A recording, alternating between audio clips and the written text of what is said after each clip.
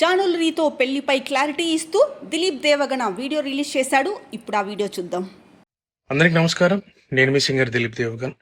ముందుగా నా పాటలను ఆదరించి నన్ను ఈ స్థాయిలో నిలబెట్టినటువంటి ప్రేక్షక దేవుళ్ళకి మరియు మీడియా మిత్రులందరికీ నమస్కారం అండి.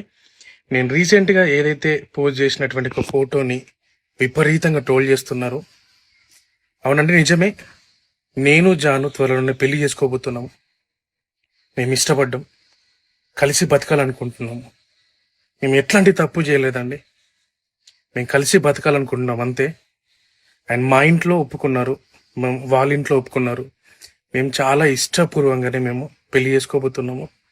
సో అనేక రకాల ట్రోల్స్, అనేక రకాల మాటలు అంటున్నారు మీడియాలో.